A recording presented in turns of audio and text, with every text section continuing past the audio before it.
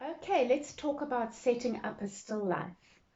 I have chosen some items that have meaning for me for my still life, and I've chosen things that belonged to my ancestors. So I have a photograph of my late grandmother, I have a vase and a clock belonging to my aunt, and I have a teapot and a necklace belonging to my mother.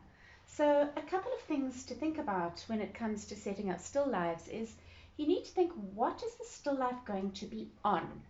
So once you've chosen your items, what is it going to be on? Now, cloths are very lovely things to put still lifes on because they have folds and pleats, and those lend themselves to making art.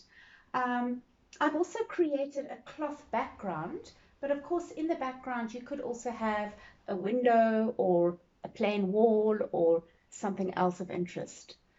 So I have created something that is all one color, but this is just my inspiration.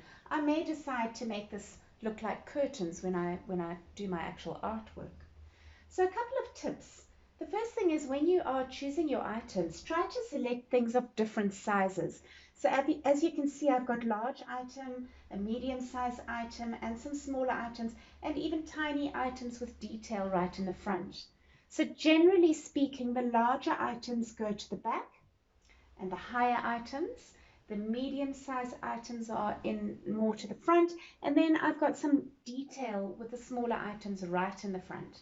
And just a little tip that somebody once told me, which I find really useful, is that in art, um, one wants to imagine unexpected things, and these come with odd numbers: 1, 3, 5, 7, as opposed to 2, 4, 6, 8. So the even numbers are more predictable in the brain and it can look a little boring, although there are no rules in art. So try to select, as you can see, I've got 1, 2, 3, 4, 5 items. Try to select something with odd numbers.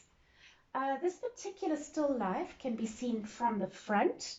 So if a teacher is setting up a still life, then he or she may want to have still life against a wall or something, and the learners can sit in front of it. Alternatively, the still life can go in the middle of the room, and the learners can sit around it, in which case the centerpiece would be tall, the medium-sized items would be around that, and smaller items would be around those. So one would have to make sure that the still life is balanced and pleasing from all angles. So that's a 365-degree still life. Something else to keep in mind is whether the still life is going to be a long, thin still life, sort of portrait style. I think this one lends itself to that.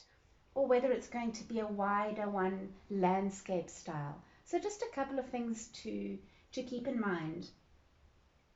Now, once you've set up your still life, it is important to really look at it before you start drawing. So teachers might want to point out a couple of things to learners. In other words, what is the size of the teapot in comparison to the vase? Where does it go up to? What shapes? Have a look at the different shapes. That's almost a circular shape. So the sizes in relation to each other, the shapes in relation to each other, and also looking at what overlaps what.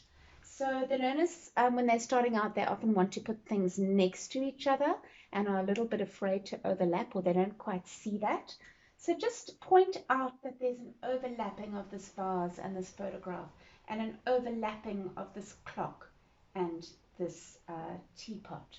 And so you slowly move around the still life, helping the learners to actually see. Now, learners may choose to set up a still life at home. It is much more advantageous to ask them to draw from life. So even though it's a little bit more scary, it actually has a lot more life in it if they sit in front of the still life and draw it. If, however, they need to bring the still life to school, then a second option would be to take a photograph of the still life and bring that photograph to school to work with. But obviously, the real thing is the best. So, yeah, take care in choosing your objects and move it around a bit and see how it feels. Look at it from different angles. Notice the light source. Where is the light coming from? Where are there more shadows? All of these things are important before you start drawing. So that's about all I'm going to say for now. and I'm going to look forward to seeing you in the next video. Thank you.